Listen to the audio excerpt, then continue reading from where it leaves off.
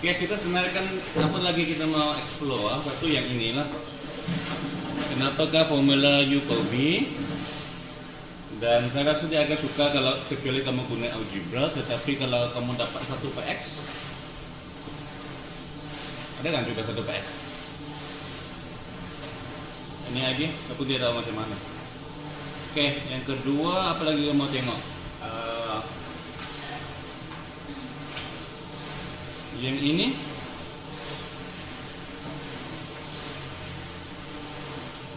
kamu tahu tak kenapa? Kenapa apabila contohnya begini kan? Apa yang perlu kamu buat? 5. Ini masih 2x tambah 1. Yang ini kenapa kita perlu darab 2 lagi? Yalah, tapi y. Oke. Yang ketiga kita mau tengok maksimum minimum. Nah, ada tak kaitannya dengan yang kamu pindah kemana apa tuh? Peringkat kedua. Itu di itu dx itu kan? Oke, apa kaitannya? Kemudian kita ada lagi rupusan kecil. Kadar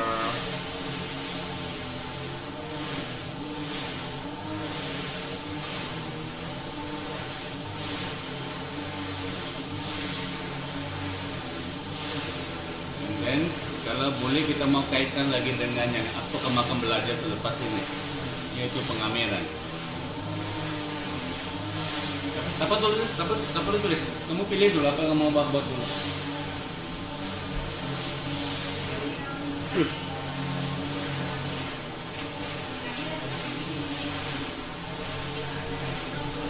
Untuk 3, 4, 5, 6. 1. Tapi saya pun tidak ada jawabannya. Pikir lah.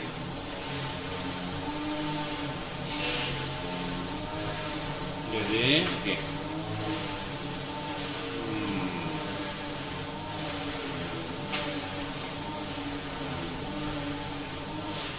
Why?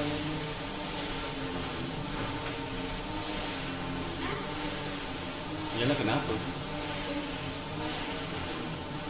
Kenapa ini adalah negatif?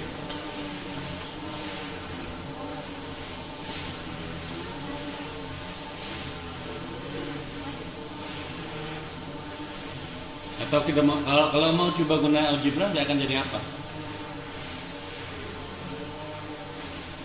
Kalau mau guna algebra, formula algebra, apa formula sepenuhnya? Y dx sama dengan atas ialah apa? Atas ini ialah kita mau cari apa sebenarnya? Perubahan y kan? Oke, di bawah pula perubahan x. Jadi perubahan y macam mana didapati?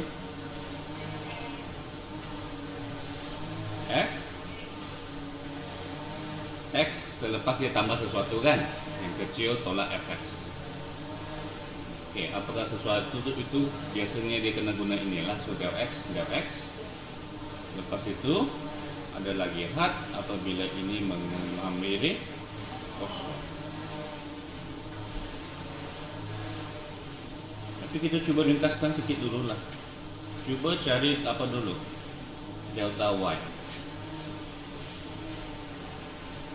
Nah, kita jangan guna ini ya, ini mengelirukan. Guna h lah. Kita dapat apa? Untuk case ini. Ya, pikir dulu lah, cari delta y, tetapi kita gunakan h. So y ialah 1 per x, so dia 1 per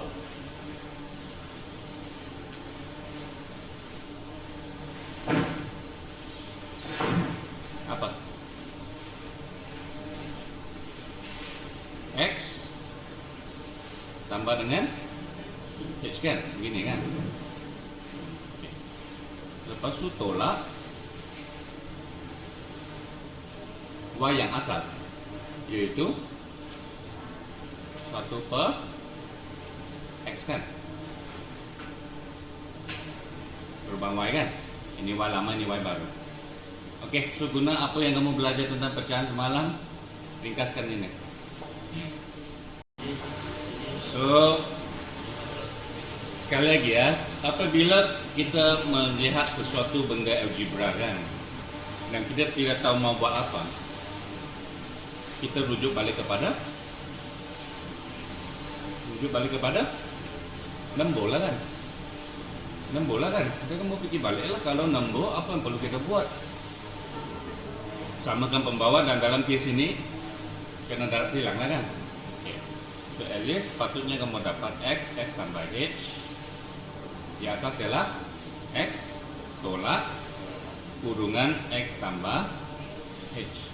Oke, yang mana perlu kamu kembang? Atas ke bawah. Bawah sebenarnya tidak perlu. Bawah sudah faktor dengan cantik sudah. Buat apa juga mau kembang ke dalam? Tak perlu. Nampak kan sebelum kita buat pemfaktoran kan? Tak perlu. Bila dia sudah begini sebenarnya cantik sudah. Okay, tapi yang atas itu perlukah kita buka kurungan ini? Sebab sini ada tolak. So mungkin ada benda yang boleh ditambah tolak. Nampak? Tidak semestinya setiap kali kamu nampak kurungan kamu buka itu kurungan. Bergantung kepada keadaan. Oke. So bila diringkaskan kamu dapat apa? X tolak H. So tinggal negatif H X tambah H. Oke. So kita sengaja pisahkan supaya tak terlalu panjang dia punya apa. Oke, so selepas dapat delta Y, kita mau apa sebenarnya? Kita mau sebenarnya delta Y bagi delta X. So akan dapat apa kalau begini? Negatif H X tambah H per H. Boleh potong tidak boleh potong?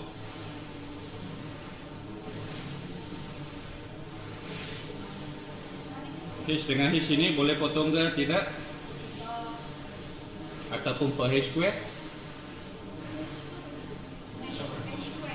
Oke, so sekali lagi macam mana kita kaji? Macam mana kita tentukan boleh ke tidak? Saya kata macam mana, bukan boleh ke tak boleh. Macam mana kita mengkaji? Guna contoh. Oke. 2/3/2. Apakah maksud ini? Ataupun jelaskah apa maksud ini? 2/3/2. Jelaskah? 2/3/2 kah 2/3/2 kan? Jelaskah ya ini siapa per siapa? Tidak. Dia ada dua case. Pecahan bahagi 2 dengan 2 bahagi pecahan. Berhati-hati jangan kekeliru. Oke, ini adalah case apa? Pertama ke kedua? Sudah saya letak kurungannya. Pertama kan? Ya. Sebab kita ada pecahan lepas itu bagi lagi ini. Oke, so apa terjadi untuk case begini? Ataupun semalam kita sudah dapat satu. Maksud di sini yang apa? 2/3 bahagi 2 kan? Semalam kita sudah apa kan? 1/2 bahagi 2. Jawabannya apa? 1/4 kan? Dia sama juga dengan 1/2 darab 1/2 kan? Sebab bahagi 2 sama dengan darab 1/2. Oke. Oke. Maksudnya kalau A, B per C dengan A per B per C, apakah bezanya?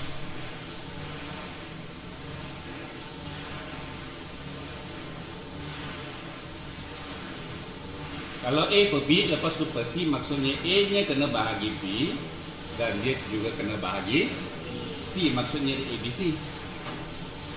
Darablah kan di sini. Manakala kalau begini, A bahagi pecahan. Bahagi pecahan kita akan tukar kepada darab pecahan yang terbalik C per B. Oke, dua situasi ini. So dalam case ini, kalau mau satu langkah lagi bolehlah, at least di H lepas itu ada X, lepas itu X tambah, potong.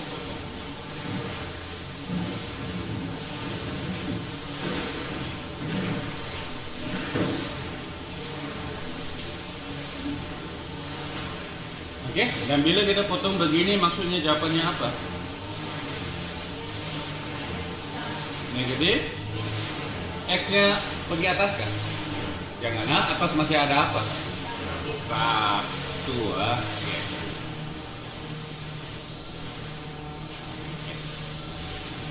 Barulah apa itu dibagi X? Adalah apabila H itu semakin dekat dengan kosong. So adalah benda ini negatif 1 per X, X tambah H. So apa akan berlaku bila H-nya semakin hampir dengan kosong?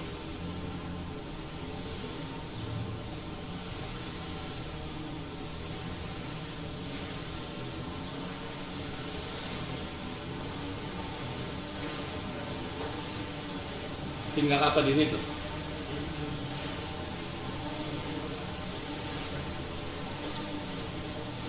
H-nya semakin kecil. Bila H-nya semakin kecil, X tambah H akan jadi apa?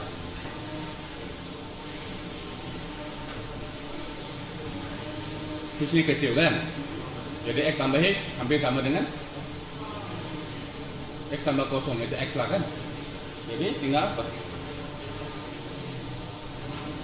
Tinggal negatifnya, di atasnya ada 1, di bawahnya ini ada yang jadi X, ini pun menjadi X kan, so dapatlah X kuasa 2.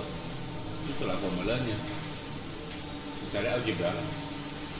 Oke, tapi fikirkan ada tak cara lain? Oke. 1 per 2, 1 per 3, 1 per 4, 1 per 5, 1 per 6. Nilainya 1 per 10, 1 per 100, 1 per 1000. Semakin besar X, semakin kecil Y menghampiri kosong kan? So bagian sini akan jadi naik turun. Semakin kecil 0.1, 0.01, 0.001.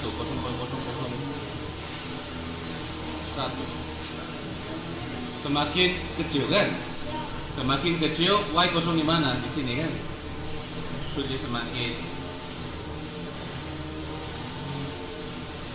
Tapi dia bukan begini kan?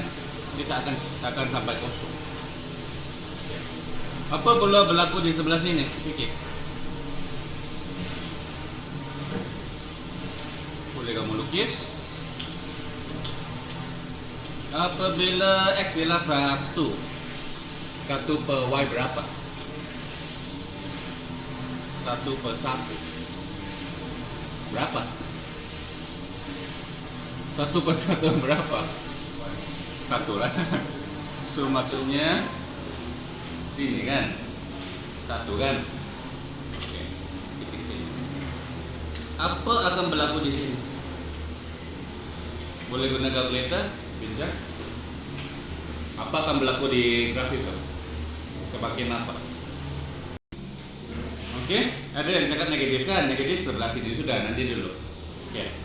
Ada yang kata kosong kan? Tapi bila kamu tekan 1 per kosong, apa terjadi? Kita lihat masalah by infinity lah. Sebenarnya dapat di infinity ya. Boleh nggak kita 1 bagi kosong? Apakah maksudnya?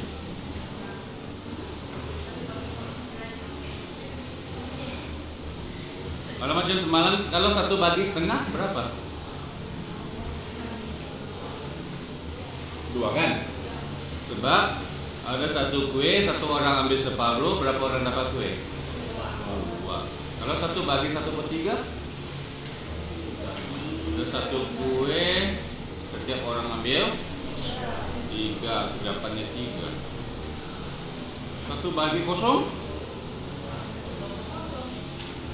ada 1 kue, setiap orang mengambil kosong kue. Terus bilang aku itu kan habis.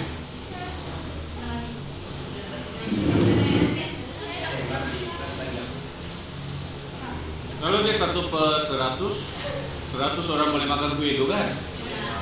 Kalau setiap orang pun tak makan,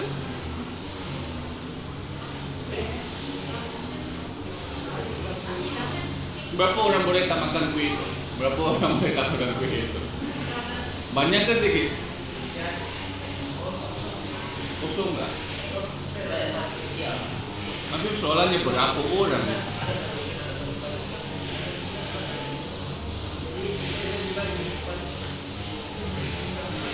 Ini ada satu kue. Pelajar ini datang, lepas itu dia tak makan selalu. Satu orang lagi datang, lalu lagi. Sampai ada bilang habis-habis. Itulah yang ini yang kan berapa ramai orang pun boleh kan? 7 juta orang pun boleh kan? Inilah infinity itu. Ya sampai jadi graf ini macam mana? Kalau kita lihat ini pun 2, 3 kan? Itu maksudnya dia semakin kecil X, semakin besar Y kan? Maksudnya dia naik ke turun. Kalau kita lukis ke kiri, naik ke turun. Semakin besar kan? Terus semakin naik. Naik. Naik. Naik. Naik. Naik. Kalau di sana kecil contohnya apa? 0,0000001. Tekan kau lihat apa akan terjadi? 1 bahagi 0,0000001. Nilainya besar ke rendah? Besar kan? Nah, sebab 1 kalau kamu ambil saja bahagian 0,0000001 banyak kan bahagian 0,00001 itu dia akan semakin besar. Inilah grafnya. Dia tak akan memotong yang kosong. Oke, untuk sebelah negatif pula sedikit. Apa akan terjadi?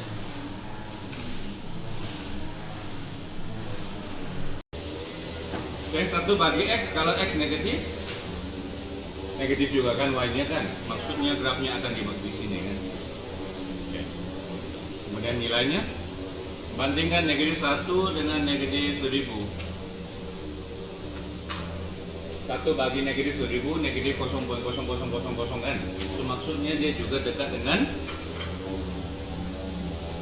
kosong kan, tetapi dari sebelah negatif. Maksudnya begini kan. Negatif 1, negatif 1, negatif 1, negatif 1. Oke, tinggal 4 ini.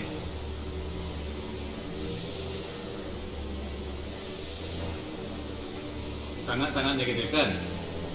Jadi dia akan turun. Oke.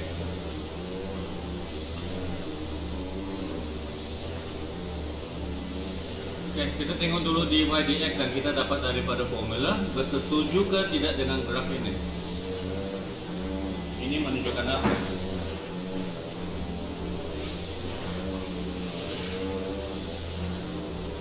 Apakah maksud tanda negatif di sini? Di Y dx negatif menunjukkan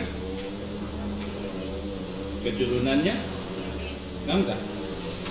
Tengok grafnya, manakah keturunannya? Kan? Sebab X kuasa 2 sentiasa positif. So di sini dia negatif, di sebelah situ keturunannya. Lukis tangennya, lukis garis tangennya.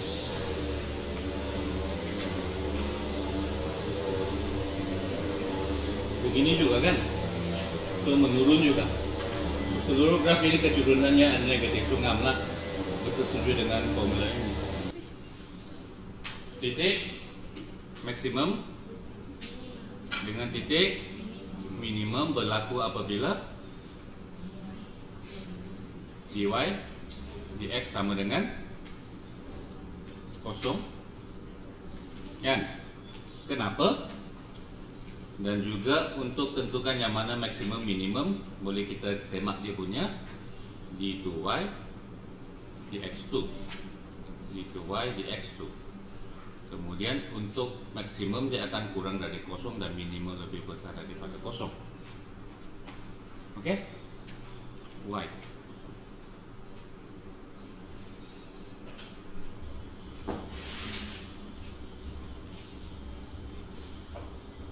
Itu kan jalan raya, kereta, basikal, motor.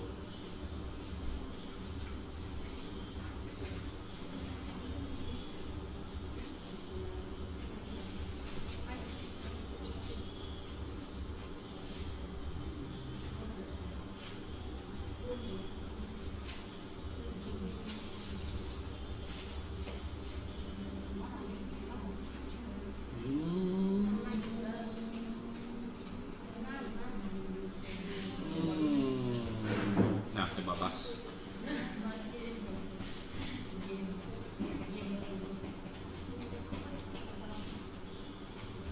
Titik mana yang menarik? Titik paling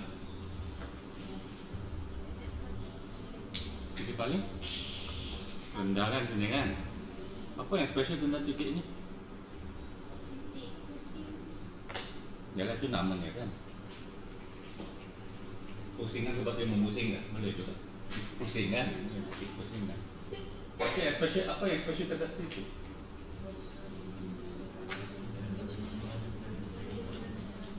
Kecurunannya apa? Kosong. Mendata kan? Kecurunannya kosong. Di sini dan juga di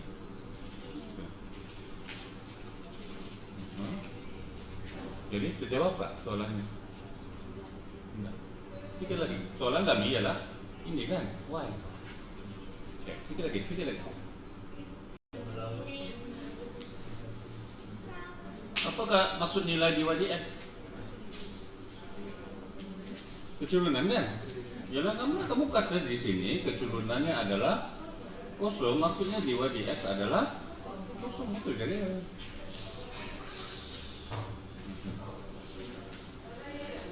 Oke, tetapi satu lagi, terpikir mungkinkah bukan maksimum, bukan maksimum minimum, walaupun dy dx kosong. Ada tak contoh? Oke, sampai situ dy dx nya kosong, tetapi dia bukan titik maksimum, dia bukan titik minimum. Oke, try. Ada tak contoh begitu? Oke, so ada contohnya? Di mana apa? Dia sudah menurun, tapi sampai di sini landai kan? Tetapi lepas itu tidak banjir. Dia boleh juga lurus, tapi dia juga boleh dia turun balik. So adakah ini memenuhi syarat dy dx sama dengan kosong pada titik ini? Tapi adakah ini titik maksimum ataupun minimum? Bolehkah kita anggap dia titik maksimum minimum? Enggak kan? Dia hanya di situ, dia landai sekejap, lepas itu dia turun balik. Ya. So ini bukan maksimum, bukan titik minimum. Oke, ini satu contoh apa kan implikasi? Yaitu kalau dia maksimum dengan minimum, kita tahu dy dx adalah kosong. Tetapi kalau kita tahu dy dx sama dengan kosong, tidak semestinya dia adalah maksimum minimum. Kan? Ini tidak semestinya kan. Kalau contoh kehidupan biasa, katakan kita tahu sesuatu, dia akan, kalau kita tahu A, jadi kita tahu B. Tapi kalau kita tahu B, tidak semestinya A. Contohnya,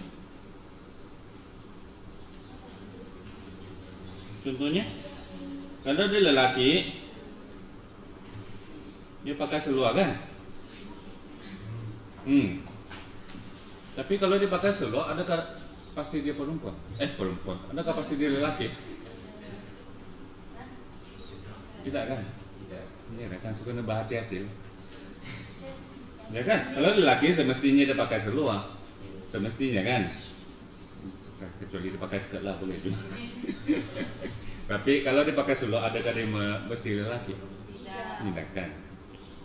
Cuma ini penting, karena kehidupan kadang-kadang kami tersilap benda ini. Kami akan tersilap benda ini. Contohnya apa sekarang? Ada banyak cara untuk menentukan adakah dia maksimum, minimum, ataupun titik lengkung balas. Tidak balas ke lengkung balas? Ya ini, dipanggil titik apa? Saya lupa sudah BM-nya, English Point of Interest. Titik ini dipanggil apa? Dalam buku ada nggak? Lengkok balas. Lengkok, lengkok, kok, kok.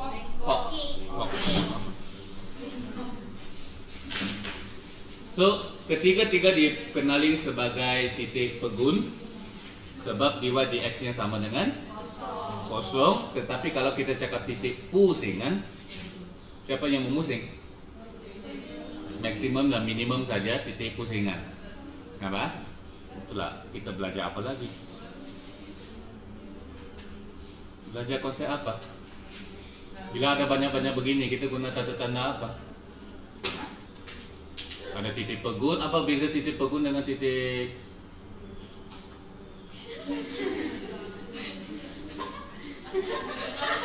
apa beza titik pegun dengan titik pusingan? Pegun ada tiga kan? Pegun ada tiga kan? Tapi dua saja yang titik pusingan. Tak sama kan? Maksudnya titik lengkung balas adalah titik pegun tetapi bukan titik pusingan sebab dia tidak memusing. Jadi dalam mes biasa macam mana kita mau tunjukkan ini dengan jelas? Kita guna apa? Maksimum, minimum, lengkung balas. Nanti otak saya pergi lah buat. Oke. Macam apa cara untuk kita senang katakan ketiga-tiga ini adalah pegun, kan? Manalah kedua ini adalah pusingan, kan?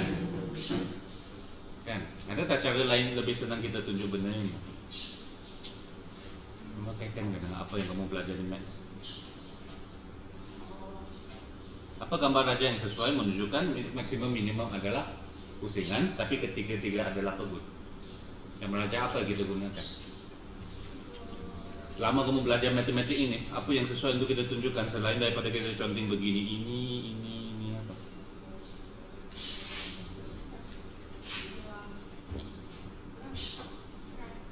Graf kah? Graf? Katakanlah 3 titik ada graf. Salah, 3 benda saja, 3 benda maksimum, minimum lengkung balas. Nah, karena apa? Kita mau lukis apa? Begini boleh lah kan? Tapi bagus lagi inilah kan.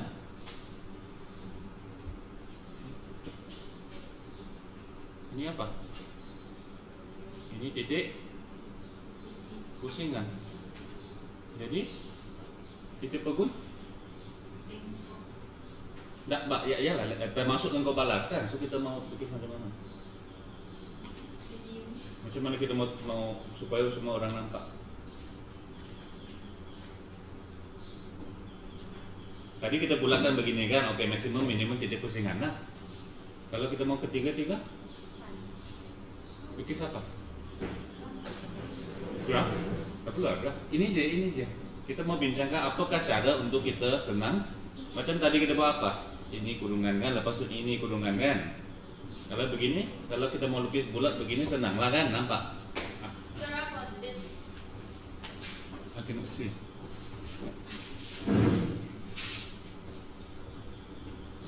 Bukan saya mau titiknya. Saya hanya mau kita mau jelaskan, kita mau gambarkan bahawa maksimum minimum dipanggil titik pusingan, manakala ketiga-tiga dipanggil titik pegun. Nah, itu saja. Bagaimana kita mau tunjukkan dalam satu gambar raja, orang semua orang nampak, oh begini. Dalam lukis apa yang kita mau letak di gambar rajanya? Bukan lukis draftnya, ini aja. Mau tambah apa lagi?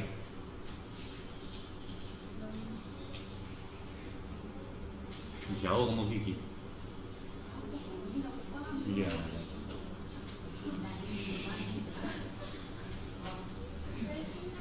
Sudah kita senang nampak.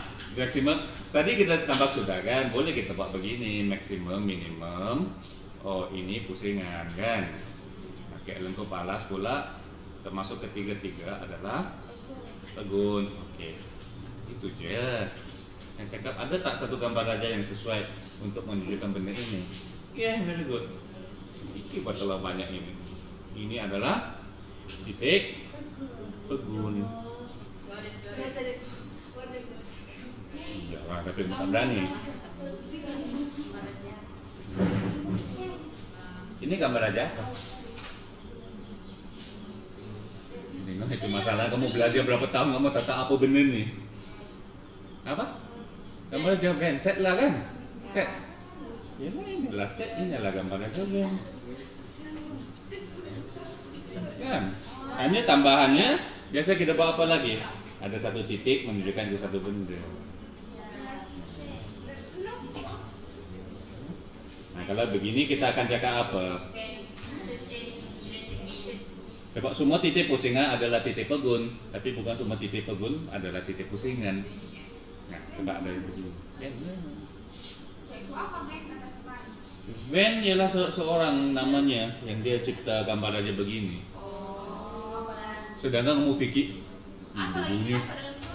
Kamu fikir bodohnya. Saya pun boleh fikir bahwa gambar aja begini kan? Kan? Tak boleh kah? Elis ya lah. Oke dia. Gambar Raja Ben ada apa lagi yang selalu agak membingungkan? Lore kan? Yang kedua pula apa tuh? Oh, yang kesatuan yang ini dengan yang ini kan? Persilangan, ada persilangan. Kesatuan dengan subset kan? Kalau kamu guna contoh yang senang, contoh. Nanti kalau kita masak. Oke, so balik kepada ini. So apa kaitannya? So bagaimana kita bezakan maksimum minimum dengan pembalas? Ketiga-tiganya adalah kosong pada titik tersebut. Tapi apa beza ciri-cirinya?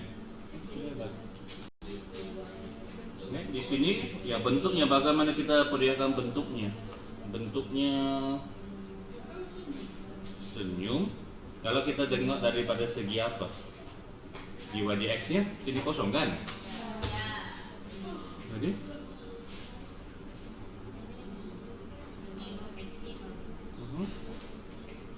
yang minimumnya macam mana? Jaga bagaimana kita mau cari sesuatu tentang yang senyum.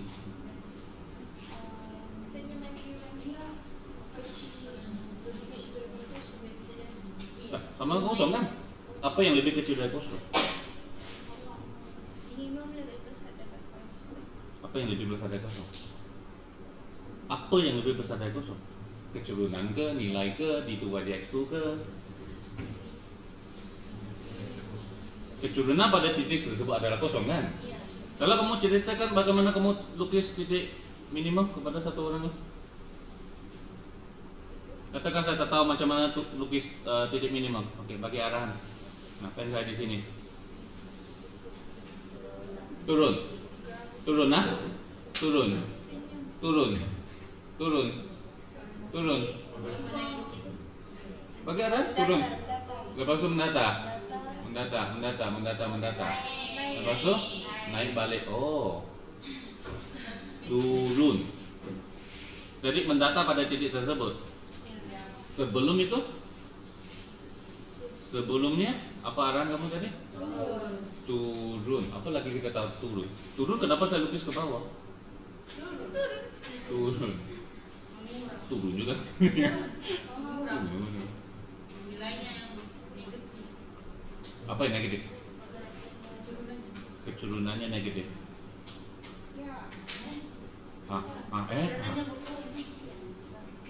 Kecurunannya negatif. Negatif ke positif. Negatif ke Positif. kosong dulu.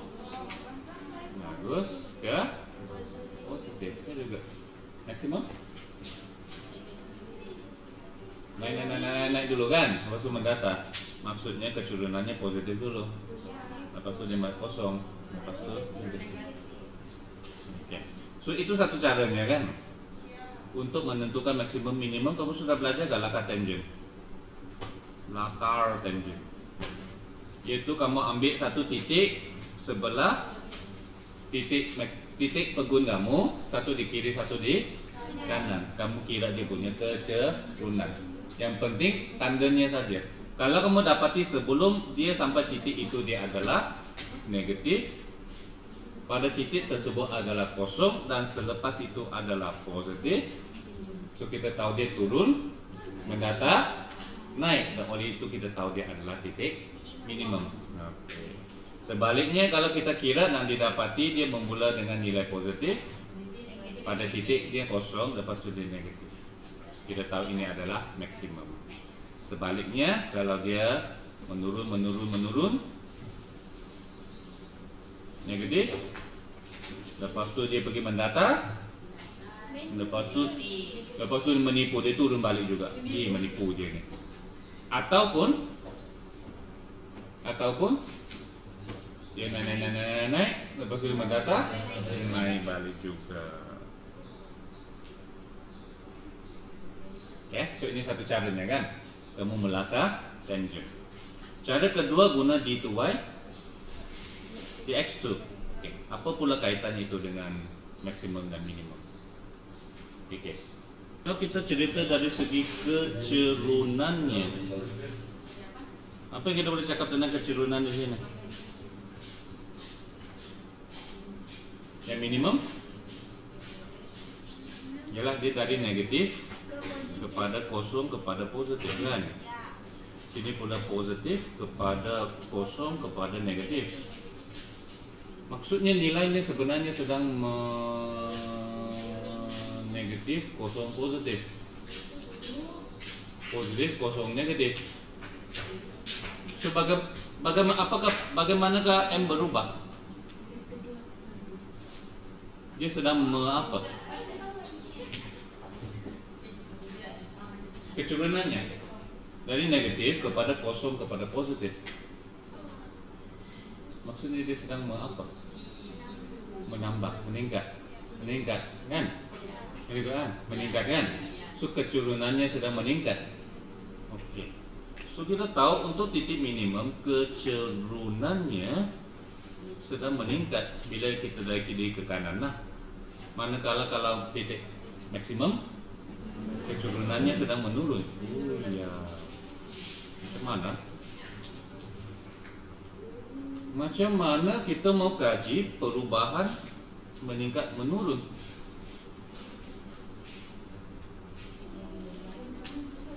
Guna apa?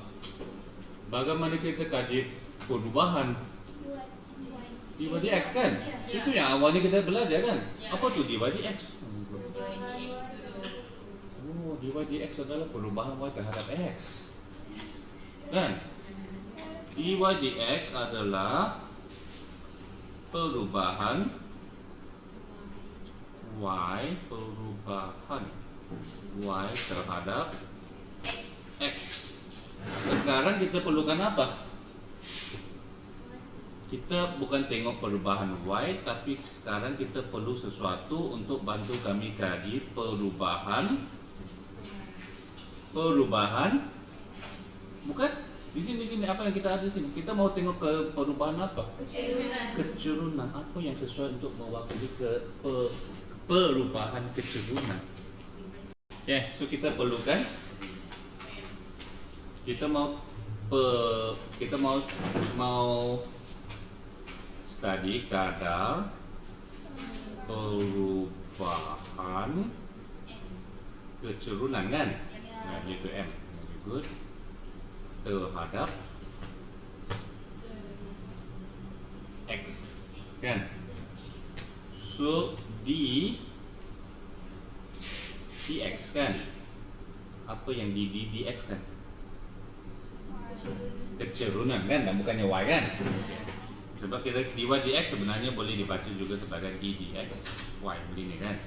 Oh, so apa tu keturunan? Apa yang mewakili keturunan? Kalau ada x dengan y, apakah keturunan? Keturunan sendiri, apa yang keturunan? Keturunan, apa yang mewakili keturunan? Apakah keturunan? Keturunan adalah kadar perubahan y terhadap x. Yang kita sudah guna simbol dy itu dy dx adalah keturunan. Oh, so kita mau tahu kadar perubahan keturunan. So kita akan dx apa di dalam? Bukan y. Keturunan, apakah keturunan? Dy dx, so kita akan dx dy dx. Maksudnya kita akan bezakan dy dx, dan inilah maksudnya d2 dx tu. Inilah maksud pemeriksaan perintah kedua.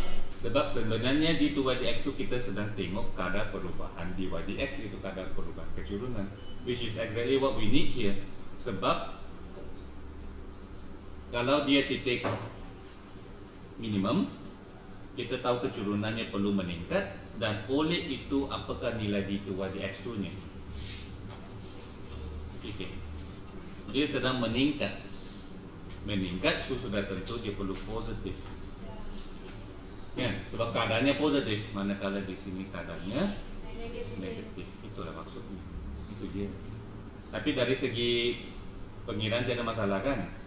Y, lepas tu beza satu kali, contohnya dy dx. Tapi x tidak boleh. Kuasa 3 tak nampak. X kuasa 4 lah. X kuasa 4, beza satu kali 4x kuasa 3.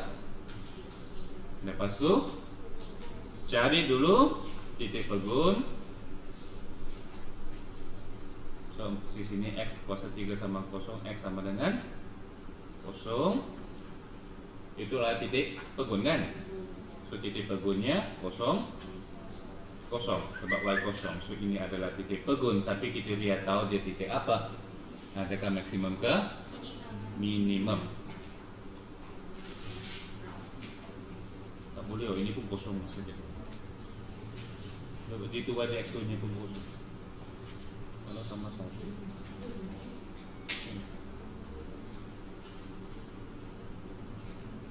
perlu juga lah x kuasa 3 kalau begini. Sorry. Sebab bila di 2 dx tu kosong pula, kamu tak dapat apa-apa.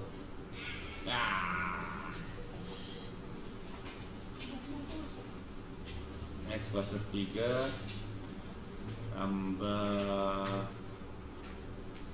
tolak 2x.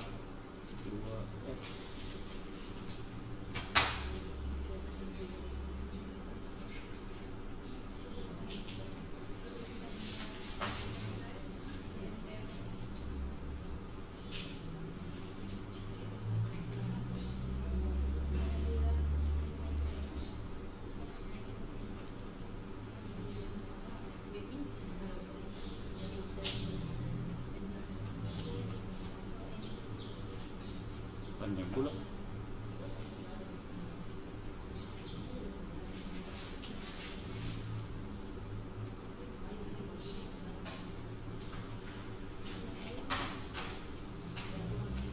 Okey, kalau 3x kuasa 3 tolak x, bezanya sebenarnya x kuasa 2 tolak 1. Bila dy dx sama 0, barulah boleh diselesaikan.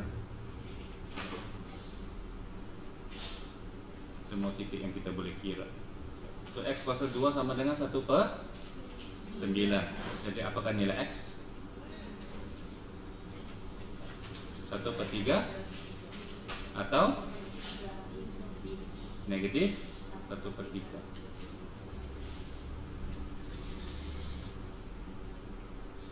Lepas tu barulah kamu cari d2 y dx tu 18x. Beza ni kan? Okey. So adakah dia bernilai positif ataupun negatif? Bergantung kepada nilai X kan. So kamu kena pisahkan. Kamu kena cari bila X sama dengan 1/3, kira nilai d2 dx2 nya dalam kes ini 18 1/3 6 positif. Dan manakala X sama dengan 1/3, so d2 dx2 18 negatif 1/3, kamu dapat negatif 6 negatif. So maksudnya kalau dia positif, apa nilai y nya kena cari ya. Ini adalah titik minimum, dan di sini ini adalah titik maksimum. Y nya cari daripada apa? Bersama mana kamu cari y? Ini X cari y guna persamaan asal lah. Okay. Nah, I just want to show you betul kayak ini. So maksudnya grafnya akan jadi ada titik minimum, nggak ada titik maksimum. Okay. Apa graf ini? 3x kuasa 3 tolak x. Coba kita masukkan 3x kuasa 3 tolak x. Ini 16. Kita ada titik minimum 1/3 kan? Tuh di sini 1/3 0.33 kan? Inilah nilai minimumnya, di sinilah titik maksimumnya. Okay. Kenapa ini berlaku? Kita semak balik. Apa kaitannya sekali lagi dengan d2 dx tu?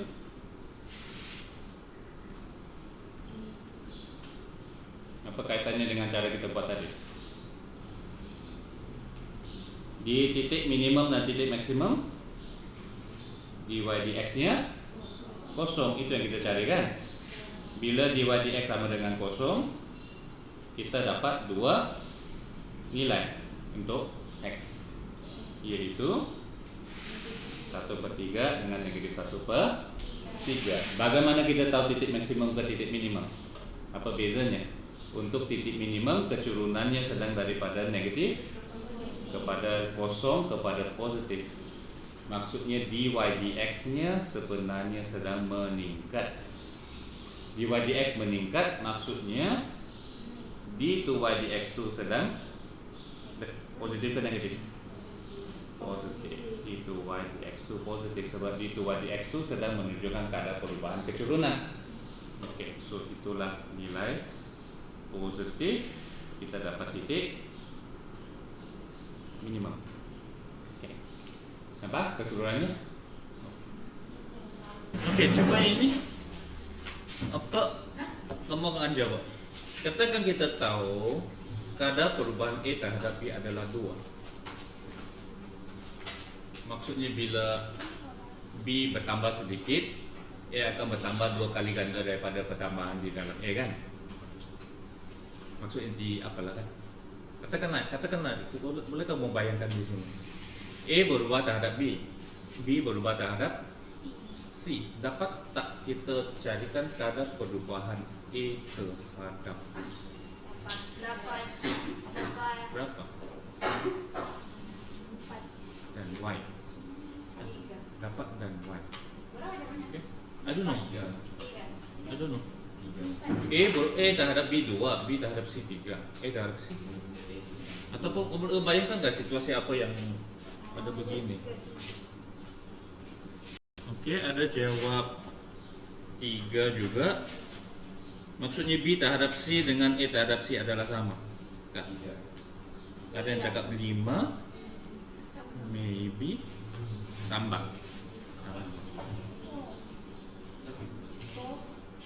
Ada yang cakap 4. Mungkin orang dapat 4. Tambah. Ya. 5 mungkin kamu cakap 2 tambah 3 lah kan? Kadar tambah kadar. Maybe. Ada yang cakap 4. Dia tahu. Okey. Kadar perubahan A terhadap B adalah Kemungkinan A itu 1, B itu 1, jadi 2. A itu 1, B dia 1, jadi dia 2. ah, Nah, itu.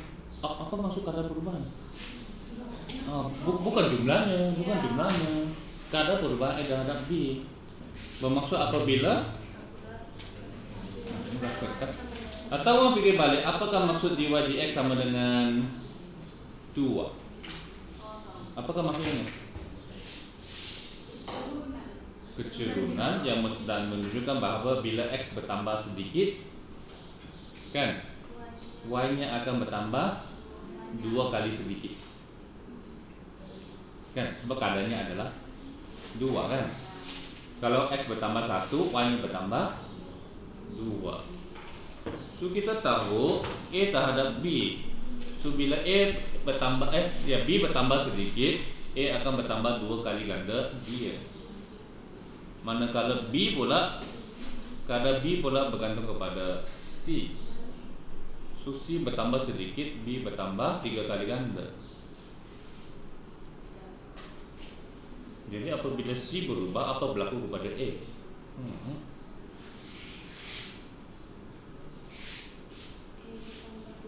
Lebih, fikir dulu, adakah lebih besar dari 3 dengan 2 ataupun lebih kecil? Besar. Besar. Jadi tambah.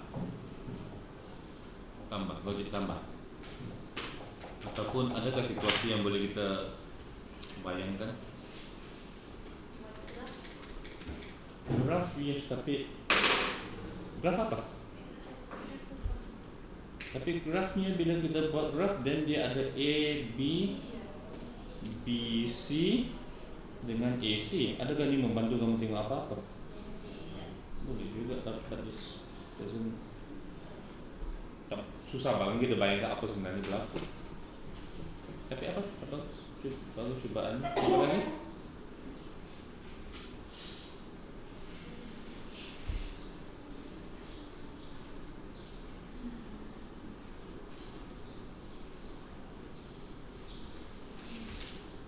Situasi apa? Dy dx sama dengan 2. Tapi situasinya kita ada dy dx sama dengan 2.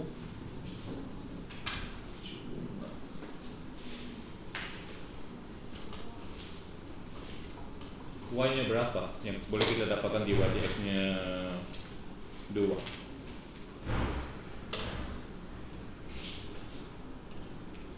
Apakah y yang bila beza kamu dapat dy dx nya 2? 2x. Very good. 2x. 2x itu apa? Apa yang boleh kita wakili dengan 2x? 2 darab x. Apa tuh? X tambah x. X tambah x boleh juga. Tapi bagus guna darab lah. Darab senang kita imagine. Apa tuh? 2 darab x. 2 darab x. Luaskan. So 2 ini bermaksud enggak. So bila x nya berubah, y nya akan berubah 2 kali ganda berbanding x. Enggak. Sebab bila x ini tambah h, ini akan jadi 2x saja.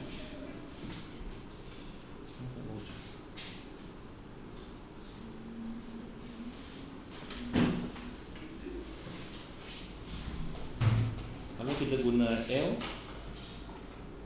luas, dan bagaimana boleh kita kaitkan dengan yang kedua?